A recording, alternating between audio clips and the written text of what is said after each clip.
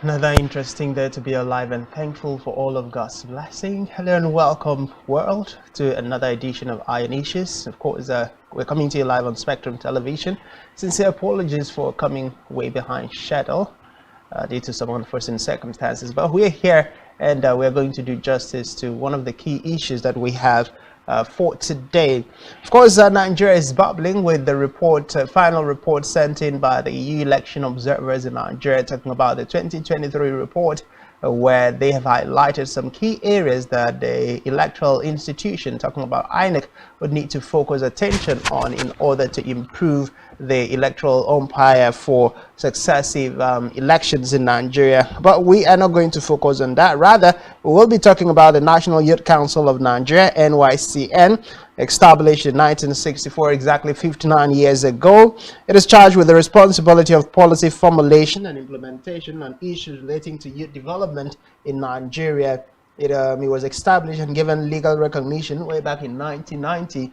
And I have the special privilege of speaking with the South Zone Secretary of the NSC, and of course I'd like to properly find a way to introduce him. He's been a strong advocate and activist for issues relating to the Nigerian youth. He's also been involved in a lot of advocacy to ensure that the Nigerian youth gets their place and the right of place in the things of Nigeria. This singular individual has been instrumental to a lot of things happening within the South region as far as the Nigerian Youth Council is concerned. Now, my guest this evening is none other than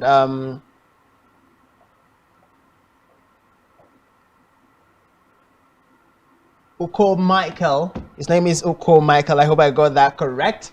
And he's the South Zonal Secretary. Welcome to Iron Issues. Thank you. Good evening. Good evening. So I'd like to ask, how was your journey? It's been raining. I know how our road gets when. To you, about 5 a.m. So it's been raining till this moment. Maybe it will take maybe another 3 days. Never can tell.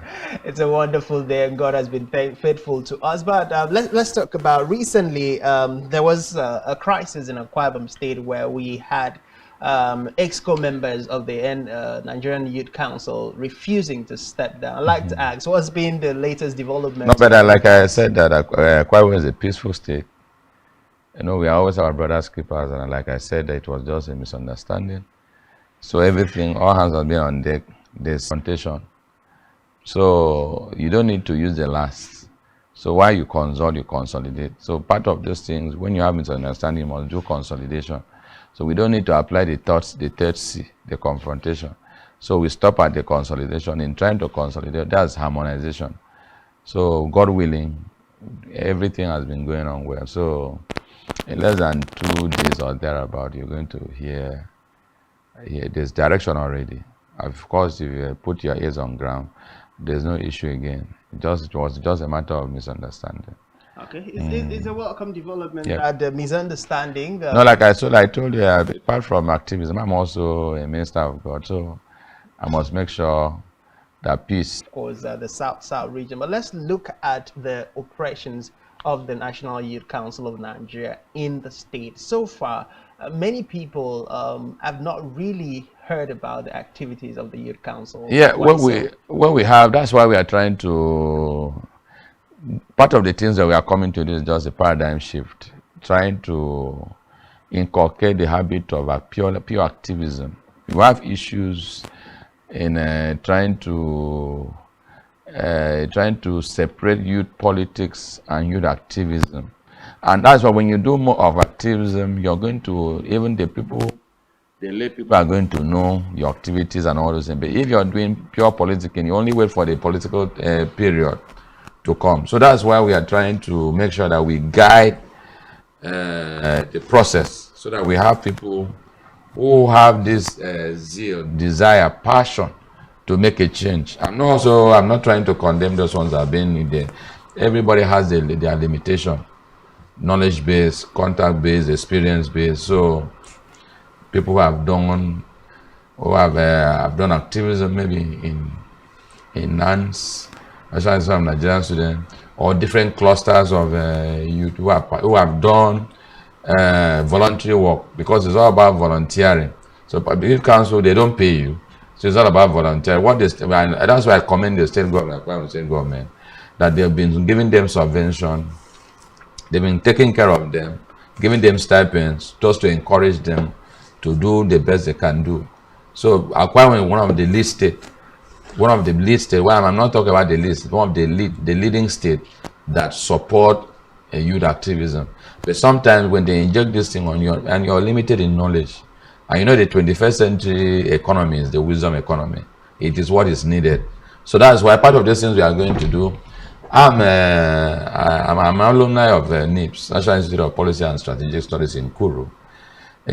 So part of the things that our young people need to know is to understudy leadership, understudy policy, understand strategy. When you build these three things, you have each. So wherever you are, you can't be stranded.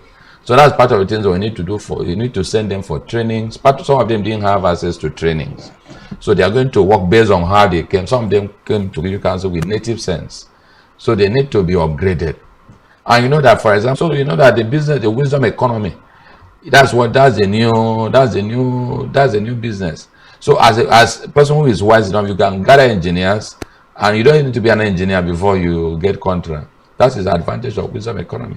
And so you need people to go for training, go for certifications in leadership and all those, and they must be trained for them to know how to represent the system well. So when you return now, you now know how to bring the people from the local community, from the world level, and they must be interwoven in leadership.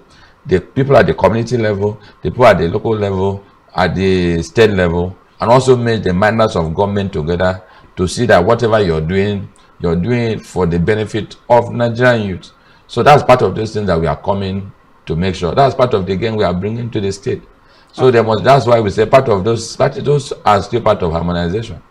It's a beautiful thing to know that there are different, additions that you're bringing that will help reposition the National Youth Council in Akwa Ibom State. But I'd like to ask, you've talked about leadership training, and all of these things are capital intensive. I've been privy to the kinds of amount people charge for, to train, say, managers or train leaders. So how is the funding done? Because you just mentioned these people are not being paid. So how will they be able to afford this training? No, that's what I'm saying. That you see, what I'm saying that Akwa Ibom has advantage. They're an advantage because the state government is open for support.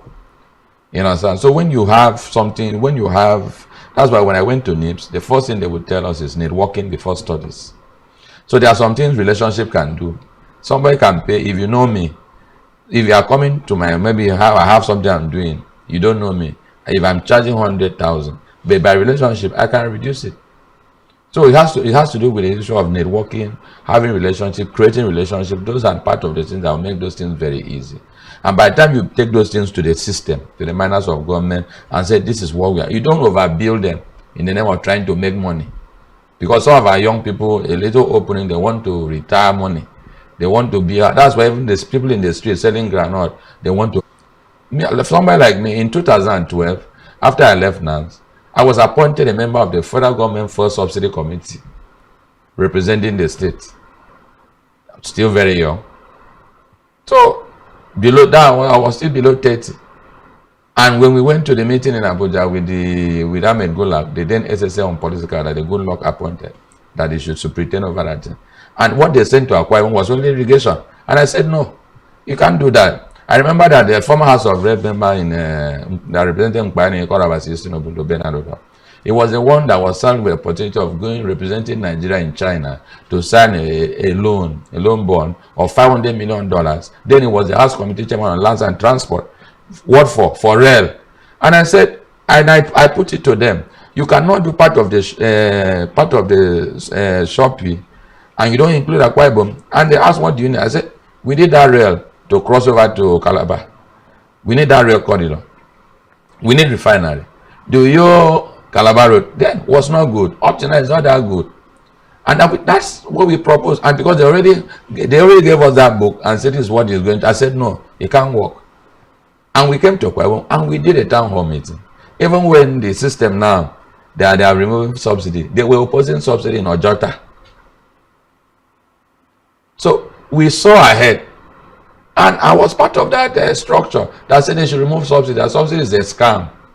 And today, the same people that are sitting in Ojota with God. So when we talk, we speak in a micro and a macro level because we understand the system, and that's part of the things that we need. And you see that young people have opportunity of also having these.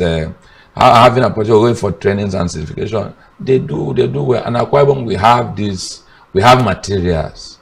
Well, it's a good thing that you've acknowledged that we have materials in Akwa Ibom State, and that's the truth that must be understood. And I must commend them that things are gradually happening. You know, we don't have the media space like Lagos, but we are trying here. I wish we have media. Thank God that. Well, we have the media space. Now, we have the national TV here. Yeah, now so you can God, reach anywhere. Now it took somebody's sagacity, somebody's veracity to make sure that this thing stands here. Not minding whether there was whether we had that coverage or not. The people somebody had sacrificed. Now, and today now you see clusters of FMs coming into Akwa Ibom. Before it wasn't like that. They say Akwa Ibom, what is there? And somebody had to do it. That's the change we are talking about. Okay, now let's look at how this is going to impact on the Akwa Ibom. So we are focusing on the role of NYCN in repositioning not just Akwa Ibom State but the South region at the national level. Now, right now, most of the schemes, most of the grants that comes from the federal level rarely gets to people in Akwa Ibom State. What is the Youth Council under the new dispensation going to do to make a difference? As I'm talking to you, the Nigerian Youth Fund, that is part of the things we're fighting, we're struggling. Part of our struggle was there must be a youth bank. I think I was here in the radio 2 years ago. We're proposing the youth bank, the NYIFF, the Nigerian Youth Investment Fund. And we needed those other people too, because first we had interface with Dangote. We now said, let us switch and see how we can bring everybody together. As I'm telling you, that the funds have been released, the grant have been released. Is in batches. I know of a person that had received her own yesterday in this Akwa Ibom 350,000 naira. Across what they are releasing this first batch is 10 billion naira, and they are putting it into this small SMEs, small medium enterprise, those small SMEs. If some people, for example, the girl that just collected ours, she's into POS and all those things. So we are going to have people collecting them, because the issue we had is that the bank that had partnership with this NIF fund, the Boaba Microfinance, deceived the system that they are in the entire 36 and FCT. Meanwhile, it was not. And they needed Akwa Ibom people and other states to go to Aba or East West Port Harcourt to now access the loan. So now what they have done now, it took them to another platform. So the Nigerian Police Force Microfinance now are the new microfinance that is going to do the payment. So the funds have started trickling down to the states. Okay, but it's interesting to know. So I'm monitoring it. I've like the other state, they are sending those videos. When you get it, you do a 20-minute videos to us. So because this is my zone, I must say it, like the people in River State, because of the Boaba Bank microfinance that is there, the whole of them have received the grant. So when will we get to that point in Akwa Ibom State and other states within the South region? The first person that collected that's just one out of the lot. No, they needed to remove them from the Boaba Bank to the new platform, which is the Nigerian Police Microfinance Bank. So the thing will streak in. All right. Just yesterday, the governor of Akwa Ibom State, Pastor Umoino, gave 100 million naira grants to disability students with disability. Yes, so in Akwa Ibom State. And one thing that has been commended about that is the fact that it's not limited to just indigents of Akwa Ibom State, but also disabled persons who are in school, but resident in Akwa Ibom State. I'd like to get your comment on this. Well, they say, Bible says, when the righteous on the throne, the people rejoice. And the Bible says, he that lendeth to the poor give it to the poor, lend it to God. What His Excellency have done, the target first initially was for the student, but he has done the expansion. And has even appointed a personal aide to those people that will now be his aide, that will work with those people. So he's ready to, that fund, I know His Excellency. That was just the first time. He's going to expand it. By the time those people build their profile and they are more than that which the number that was presented, it's going to increase the fund. So it's one of the, is the right thing in the right direction. No, those people feel that they were neglected. They feel that they've been neglected. Yeah, over no, time. they feel that they were neglected. So His Excellency is coming to tell them, no, you are part of the system. And he has also appointed aides, somebody that will stand as a correspondent to the government. Now, there have been arguments that the governor might not be able to sustain this. And then there is also a valid concerns raised by the governor as a way of directing those who are saddled with the responsibility of disbursing the money, that administrative bureaucracy should be removed. And this is something that we've seen over time when it comes to grant or funds given to people like this. No, we are in a digitalized era. You can, very simple, there are processes that you get these things right, either by capturing or they must be those things will come, and you know that this thing is directly in his office. It's not imposing on maybe the scholarship board or whatever. This one is directly in His Excellency's office. So he's a prudent manager. I'm not speaking for him, but I know very well the way the governor is going. I'm telling you that he's going to have 80% of that project being done. He's going to have those target people. All right, so it's not pushing it to maybe the scholarship board that you're going to have that thing that you're going to have bottlenecks. All right, let's come back to the National Youth Council of Nigeria. Yeah, I don't know the church that you belong. I can tell you that you're a member of NYSM, because we have the faith base. For example, if you're a Catholic, the Catholic organization, they are our affiliate. If you're a Lutheran church member, even winners have registered. You have the faith base. So all you need is just affiliation and revalidation.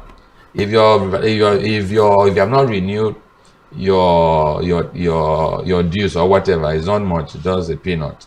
Just for so faith base. Then you have this other social youth structure. So we have over 3 structures that makes up the youth council. For example, the uniform organization, the Scout of Nigeria, Man o' War, the election youth council, and you don't belong to any of these organizations, you can't stand election. Okay, so definitely you must have a foundation. So the foundation is you. The Muslim youth is there. So wherever you belong, you are a member of the youth council. So just tender that you have been active in your church. That's why we are telling young people, go and be active in your youth church. Okay, so in a way you are promoting the need for people to relate in their local churches and their mosques. Yes. Okay. Now before I let you go, because we're running out. The Apex Board is just a unifier. Okay. Trying to give direction. Well, before I let you go, I like to get to hear, going forward, what kinds of conversations will we be looking for apart from the training that you have mentioned? Now, there are so many things that we have. Time will not permit us. Time will not permit us. There are so many things with prosperity. There are so many things that we have in this zone. The young people have not harnessed the oil sector. Our IOCs, we need to know what they are giving to us as part of their corporate social responsibility, as it has to do with young people. The employment quota, agriculture, commerce, even the banking industry, they should be able to tell us what are people putting in our purse. When I say our purse, what is the engagement? So that's why first and foremost, we needed to stabilize the system. Because when you don't have peace, you're going to have crisis here and there. So the first thing that we did was to stabilize the system and to have just one single president, that which we've done. So the state also, we are also stabilizing the state. That's why you go to any others, you will not hear faction and all this. So that's why anything that happens is just misunderstanding. So that is part of the things. We have so many things we are going to do. In these 2 years that we have in our Maesco, we are going to learn better and better, because we are going to engage the IOCs. For example, in a few months, I'm going to meet the local content board, the Nigerian local content board, because they are the one who are monitoring all these IOCs. We are going to interact with them. I led a delegation 2 years ago to the Abuja office. I led a delegation to Nimasa. where we need to engage with them. So these are the part of the advocacy I've been doing. So we are going to bring them together, that they are now spread, whatever comes, we spread into the youth clusters. And we have other people that are also working on different angles. Some are working on election, post-election. This one are working in agriculture. This one is in digitalization. This one, so many things that we are working just to bring them together. So we are going to be having this symposium, seeing how we're going to come and discuss our shared prosperity that will take us away from militancy, that will take us away from armed robbery, that will take us away from drugs. In 2018, December 11, I did an event, the National Youth Walk. My target was on drugs. The thing is so alarming. The NDLA Abuja supported me. I had to bring the event to a Bible. Everybody came here. Nigerian police, the IIG Zone 6 gave me support and all this. So we are going to bring back that youth work, because our emphasis is really on drugs, because it's eating up. We have so many games that so many things piled up in our cover that we are going to be releasing. Well, we are going to unravel and be unpacking it as time progresses. But I want to thank you people for you are now going to do partnership with us. I've seen that the readiness and the support to make sure we project the gains of Youth Council. It's not going to be business as usual. All right, it's good to hear. It's not going to be business as usual, but this is where we're going to pause the conversation with Oko Michael, the South-South Zonal Secretary of the National Youth Council of Nigeria. Say time passes very fast when you are having very important discussion. I'd like to appreciate you for being there, but this is a conversation that is just being started. We're going to have a lot more of such conversations. Many thanks to you for being there on today's edition of Iron Issues. Wishing you a lovely evening. My name remains Francis Oyima. Ate it. Bye-bye.